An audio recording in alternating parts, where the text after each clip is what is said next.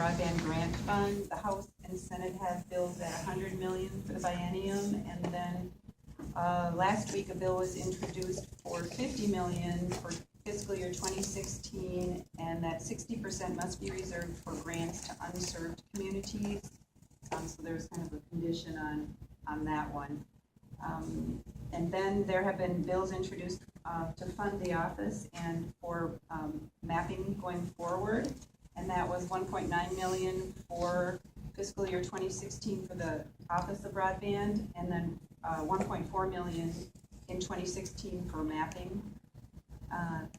There have also been, and I don't need to spend time on these, but telecom modernization or prohibitions on regulating VoIP services. So those are kind of more targeted bills rather than full Chapter 237 telecom rewrite, which one of the recommendations of the task force in the past has been a look at the muni broadband vote.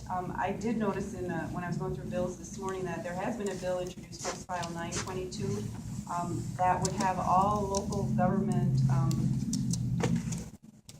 processes that require local referendum to be held the first Tuesday after the first Monday in November, meaning that you would have to have it on a general election day, and that does include 237-19, which was sort of interesting.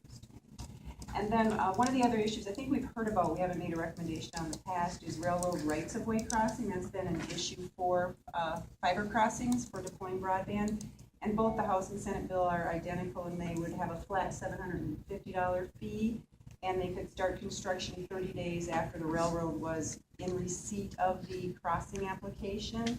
And if the railroad wanted to object, then it would go through a public utility commission process. So that could help expedite some of the issues that we've been hearing about on crossing of rights of way. John, I don't know if you have, those are kind of the bills that have been introduced. I don't know if you have a feel on what's going to be successful or. I don't at this point. I think there's a lot going on. It's still relatively early.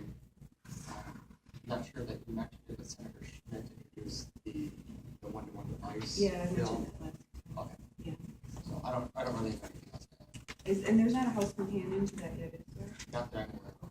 That was the recommendation of the task force, that they're, for one-to-one device initiatives, the Department of Education do a study and come up with some best practices.